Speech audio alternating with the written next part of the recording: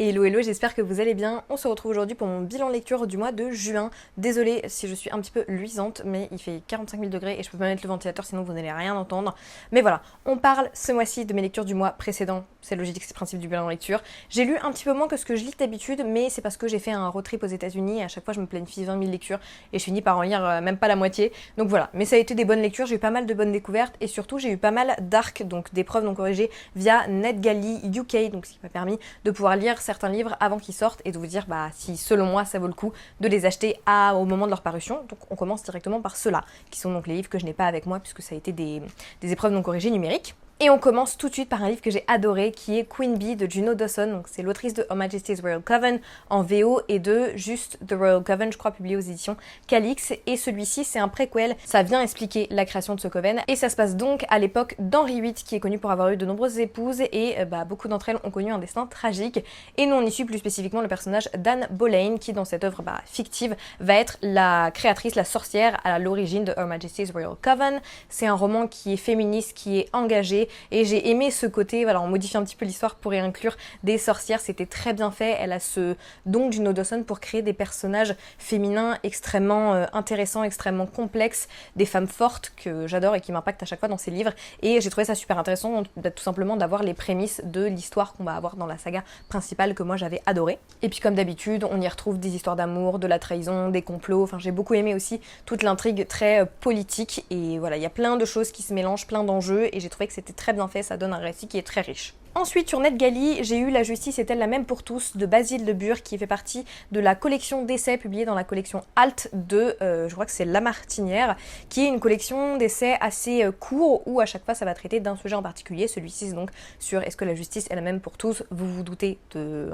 la réponse. C'est un livre qui va essayer de venir s'attaquer justement aux inégalités dans la justice française parce que là ça se focus plus sur le système français et c'était très intéressant. C'est quelqu'un qui a fait un vrai travail d'investigation là-dessus. Autant d'aller voir en fait les différents acteurs du système carcéral et donc c'est un essai moi que j'ai trouvé absolument passionnant et surtout c'est très court, je crois que à chaque fois c'est entre 20 et 30 pages donc ça se lit très facilement et il y a toujours des sources pour pouvoir ensuite approfondir sa lecture si c'est un sujet qui vous a vraiment passionné. Donc voilà, ça je recommande de toute façon tous les ouvrages de cette collection, je les ai beaucoup aimés et je trouve que ça permet de s'enrichir sur plein de sujets. À la base c'est une collection qui est plutôt destinée aux adolescents, aux jeunes adultes mais franchement elle parle à absolument tout le monde et puis voilà, ça permet d'avoir une première piste de réflexion sur certains sujets. Toujours chez NetGalley France, j'ai eu un SP pour les coquillages ne s'ouvre qu'en été de Clara Hérault. J'étais trop contente parce que j'avais trop envie de découvrir celui-ci. J'aime tous les livres de Clara Hérault, mais j'avoue que celui-ci me faisait très envie. Je vais vous faire un résumé à ma sauce parce que moi j'ai aimé découvrir l'intrigue sans trop en savoir. Vous savez, à chaque fois je lis le résumé en gros ou alors je regarde juste un petit peu les mots-clés et ce que nous en dit Clara en story. Mais celui-ci, c'est sur deux sœurs qui, tous les ans, depuis des années, vont à Anglet pendant leurs vacances d'été et elles ont leur groupe d'amis, elles ont toute leur vie en fait qui se passe aussi tous les étés là-bas, sauf que l'année dernière il s'est passé quelque chose dans la vie de chacune, on sait pas trop quoi au début, qui a tout chamboulé et voilà, moi je veux pas trop vous dire ce que c'est qui les a chamboulés parce que c'est ce qui est intéressant à découvrir et bon, la plume de Clara est absolument phénoménale, c'est un roman qui est extrêmement touchant, c'est sur des sœurs, moi je me suis retrouvée aussi là-dedans parce que j'ai grandi avec des sœurs et puis même les sujets, les traumas de chaque personnage sont aussi des choses auxquelles j'ai pu m'identifier, donc c'est ce qui a fait que j'ai autant vécu le livre. Je veux pas vous dire les sujets spécifiques qui sont abordés parce que je trouve que c'est intéressant de les découvrir, néanmoins faites attention aux trigger warnings, s'il y a des sujets qui peuvent être un peu touchy pour vous, je vous conseille d'aller regarder les trigger warnings, mais j'ai trouvé que c'était absolument phénoménal comme livre, c'est tellement bien écrit, c'est hyper immersif. Pour vous dire, j'ai pleuré toutes les larmes de mon corps en lisant ce livre, je n'ai jamais autant pleuré en lisant un livre, je pleure rarement d'ailleurs pendant mes lectures, mais alors là quand je vous dis que sur les 100 dernières pages, à chaque fois que je tournais la page j'étais en train de pleurer, mais je me suis dit je ne vais jamais m'arrêter, c'est-à-dire que je le reposais, je le reprenais le lendemain matin, je repleurais. Donc voilà, je pense qu'il y a aussi ce truc de les sujets abordés, moi m'ont particulièrement touchée, mais dans tous les cas la plume de Clara Hérault et la manière qu'elle a de tourner ses histoires fait que je pense que tout le monde peut passer un bon moment, mais il y a ce côté, pour le coup moi les sujets m'ont particulièrement touchée. Et enfin sur NetGalley, j'ai eu le service presse livre audio pour The Midnight Feast de Lucie Foley, qui est donc son tout, alors je sais plus si c'est son tout nouveau parce que je crois qu'il y en a un qui sort bientôt, mais il est déjà sorti en tout cas en papier et c'est son tout nouveau livre. Alors celui-ci, pour vous faire un résumé, pour vous dire, il m'a tellement pas marqué que je me souviens pas vraiment de tout, mais Je crois que c'est le lancement en gros d'une sorte de resort un petit peu de luxe et on y suit tous les acteurs un petit peu de ce lancement et les secrets qu'il y a aussi depuis des années, des personnes qui reviennent, qui étaient parties de cette, j'arrive plus à savoir si c'est une île ou si c'est cette ville, enfin bref, il y a des gens qui étaient partis, qui sont revenus, qui ont changé, enfin bref, et il y a tout ce truc là il y a cette soirée de lancement qui va se passer, on sait qu'il va se passer quelque chose et donc on remonte un petit peu tous les événements qui amènent à ça, y compris plus tôt dans le passé. Et je sais pas si c'est le format audio ou si c'est le livre en lui-même, mais j'ai été complètement perdue dans les retours dans le temps, dans les personnages. Je pense que le format audio n'aide pas, honnêtement. Je pense que je passerai mon chemin pour les autres livres de cette autrice dans ce format-là parce que clairement, je ne savais jamais ce qui se passait. J'étais tout le temps perdue. J'ai pas du tout réussi à être happée et j'avais pas envie de savoir ce qui se passait. J'avais pas envie de savoir le plot twist qui est ce qui est pour moi normalement le facteur premier en fait qui donne envie de lire un thriller et de continuer un thriller, c'est l'envie de découvrir la suite, envie de découvrir qui a fait le coup, enfin bref, comment est-ce qu'on en est arrivé là. Et là, j'avais pas du tout cette envie. J'avoue qu'elle est par contre toujours aussi forte pour faire cette ambiance de huis clos qui est très prenante, très atmosphérique justement, mais ça n'a pas suffi parce que j'étais, voilà, comme je vous l'ai dit, beaucoup trop perdue dans la timeline et même dans les personnages, c'est-à-dire que les 3/4 du temps, j'étais attends, qui machin, j'aurais eu besoin d'avoir un tableau en fait pour me noter tous les personnages. Mais voilà, comme je vous le dis, c'est peut-être aussi le format audio et même mon attention en fait, parce que quand je suis pas captée par un livre, forcément, je suis moins concentrée, donc peut-être que si vous le lisez et que vous l'appréciez beaucoup, vous n'aurez pas les mêmes problèmes que moi. Mais bon, après par contre ça reste les thrillers dans ce genre là, c'est toujours des choses qui se lisent très très vite, mais pour moi il vaut pas particulièrement le coup. Il y a des livres de Lucie Folly qui voilà, sont beaucoup mieux selon moi. Ensuite en format papier, j'ai lu celui-ci, Angle mort de Paula Hawkins. Comment vous dire que ça a été une très grosse déception celui-ci. Franchement, pour vous donner le résumé, on y suit donc le personnage de Eddie qui, après une dispute avec son mari Jake, va quitter le domicile pour aller chez leur meilleur ami commun qui s'appelle Ryan, et quelques jours plus tard, eh bien son mari, donc Jake, est assassiné. Elle est contrainte de revenir habiter dans cette maison qu'elle déteste, qui est perdue au milieu de nulle part, complètement isolée. Et en plus de ça, maintenant elle est questionnée par Nita, qui est la policière chargée de l'enquête. Et ensemble, eh bien, elles vont tenter d'expliquer l'inexplicable, puisque si tout accuse Ryan, donc leur meilleur ami commun de ce trio entre guillemets, eh bien Eddie refuse d'y croire. Mais alors, que s'est-il passé ce jour-là? Qui a pu vouloir se débarrasser de Jake et surtout pourquoi? Et autant vous dire que le résumé avait l'air vraiment cool, je me suis dit ok, en plus il est vraiment court aussi, il fait 133 pages, donc je me suis dit un petit thriller rapide, mais alors franchement, qu'est-ce que c'était nul.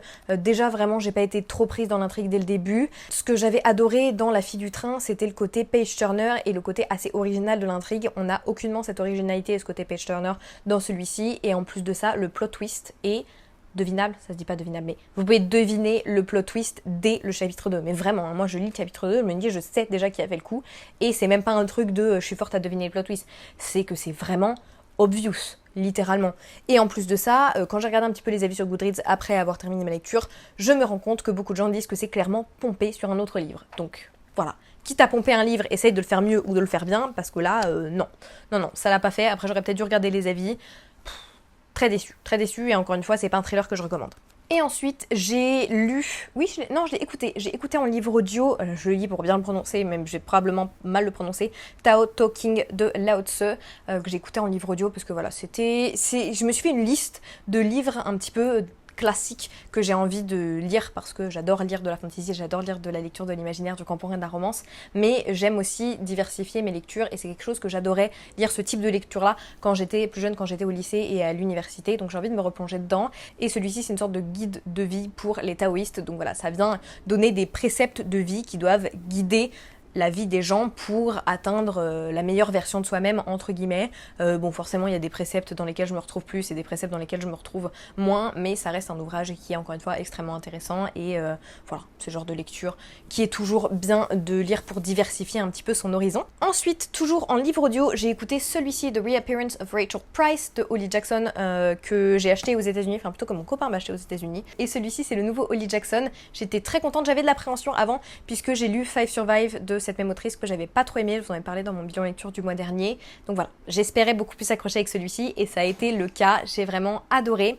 Pour parler du résumé, on y suit donc le personnage de Belle, Annabelle, mais elle se fait appeler Belle, qui a 18 ans et qui a vécu toute sa vie dans l'ombre de sa mère, Rachel Price, qui a disparu quand elle était tout bébé. Et aujourd'hui, ils sont en train de faire un documentaire sur sa disparition lorsque tout à coup, Rachel Price réapparaît. Et ça va tout chambouler puisque tout le monde va se demander où est-ce qu'était Rachel Price, est-ce qu'elle avait vraiment disparu, disparu, qui est-ce qui l'a enlevé, qu'est-ce qui s'est passé, enfin bref. Et Belle va avoir sa vie une seconde fois chamboulée. J'ai adoré, c'est vraiment un livre comme je les aime en fait, les livres de Holly Jackson, c'est-à-dire complètement surprenant et dans lesquels on est pris dès le début, c'est-à-dire que dès les premiers chapitres, j'avais envie de savoir ce qui s'était passé et moi aussi j'avais des doutes sur qui était le coupable. J'ai trouvé ça très très très bien fait, j'étais hyper surprise sur les plot twists de la fin, alors peut-être que vous le verrez arriver, mais en tout cas moi j'ai trouvé que c'était vraiment très très très bien fait, même si le personnage de Belle me tapait un petit peu sur le système, on va dire que c'était crédible parce que voilà, c'est une jeune fille dont toute la vie a été chamboulée dès sa naissance quand elle a perdu sa mère et tout tourne autour de ça, elle a jamais vraiment pu se construire en dehors de l'ombre de Rachel et voilà, c'était trop trop bien et le livre audio était top, donc ça pour le coup c'est un thriller que je vous recommande. Ensuite, une lecture un petit peu mais on va dire, c'est L'été où ma vie a changé de K.L. Walter, publié aux éditions Comet. Alors, c'est pas un livre que je trouve, c'est une romance contemporaine. Pourquoi est-ce que mon collier ne veut pas rester au centre ? Je ne sais pas. C'est une lecture qui m'a laissée indifférente, on va dire, dans le sens où je me suis pas attachée au personnage, je me suis pas attachée à l'intrigue, j'ai pas été transportée dedans. Pour autant, je commence à apprécier de plus en plus les romances, donc là, je pense que c'était juste pas ma vibe et pas l'histoire qui m'aura transportée. Je pense que c'est un peu le problème avec les romans, c'est que soit ça passe, soit ça casse. Et pour le coup, celle-ci, ça n'était pas ma vibe, entre guillemets. Mais on y suit le personnage de Meredith qui a perdu sa sœur l'été dernier. Et c'est la première fois depuis qu'elle retourne à Martha's Vineyard, où vit toute sa famille, enfin plutôt où se réunit toute sa famille tous les ans. Et là, il se retrouve à l'occasion du mariage de sa cousine. Sauf que en plus de ça, elle a perdu sa sœur. Et à côté, eh bien, il y a son petit copain qui l'a quitté, donc autant vous dire que l'ambiance pour Meredith elle est pas trop à la fête, sauf que eh bien pour célébrer le mariage ils vont organiser un jeu qui a une grande signification pour la famille et elle va se retrouver peut-être à devoir faire équipe avec un jeune garçon avec qui le courant passe plutôt bien. Et le problème que j'ai eu avec ce livre déjà, mais c'est un problème que j'ai avec beaucoup de romances, c'est que ça se passe sur un laps de temps très court, c'est-à-dire que c'est une semaine. Et le côté insta-love, moi je ne peux pas. Voilà, ça n'a jamais fonctionné pour moi. Et clairement c'est ce qu'il y a dans ce livre, c'est ce truc de ils se voient et ça y est, ils sont in love alors qu'ils ne se connaissent pas, je veux dire.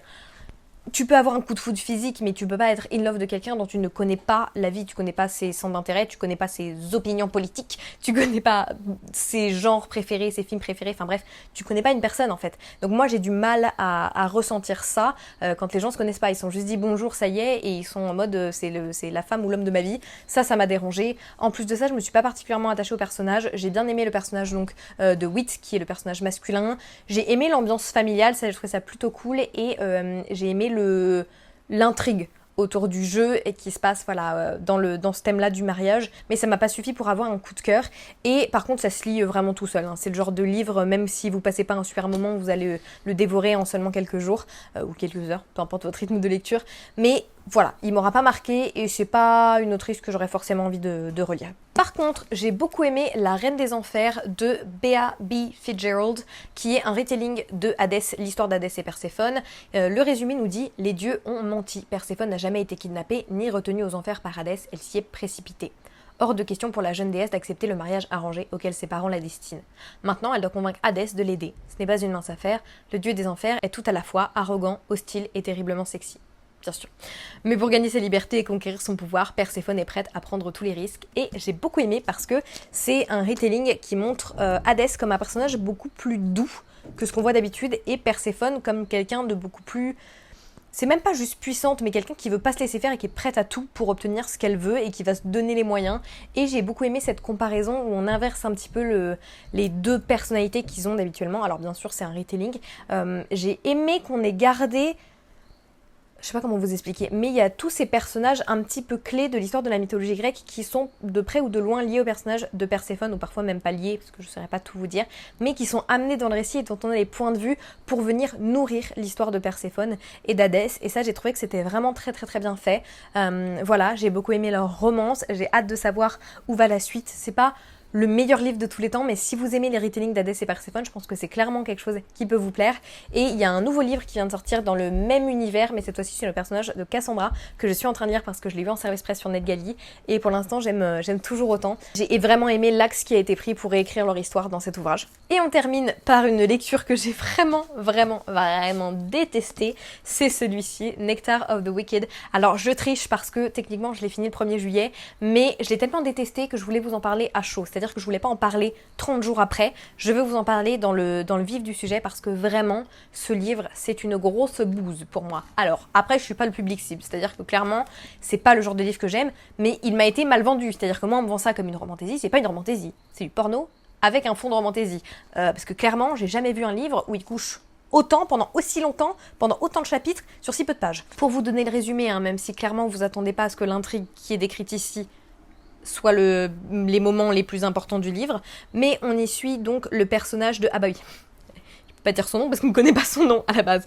Donc, on y suit un personnage féminin qui, depuis 20 ans, est une changeling dont on ne veut pas. Elle est élevée par une marâtre horrible qui n'a qu'une seule envie, c'est retrouver sa fille, en fait, biologique, parce que donc la fille de cette dame qui l'a élevée, elle a été enlevée et échangée avec notre personnage principal. Donc du coup, elle lui voue une haine sans nom, cette marâtre, la juste envie, c'est d'échapper, de récupérer sa fille. Et pour ça, elle va voir la chasse, qui est une sorte de horde de fées qui vient une fois par an dans le monde des humains pour faire des pactes, sauf que ça va pas très bien se passer et sa marâtre va se faire... Et à ce moment-là, eh bien, elle perd tout, notre personnage principal, elle va se retrouver à devoir bosser pour sa propriétaire, la propriétaire de son appartement parce qu'elle peut plus payer le loyer, qui a un bordel, donc notre personnage principal se retrouve prostitué, et son premier client va être le roi des fées de l'hiver. Non, c'est un fée, roi de l'hiver. Voilà. Et le mec va avoir un gros coup de cœur. Elle aussi, là, on a clairement, encore une fois, du insta-love. Et à partir de là, lui va lui proposer une sorte de petit pacte pour essayer de faire en sorte qu'elle puisse retrouver sa famille.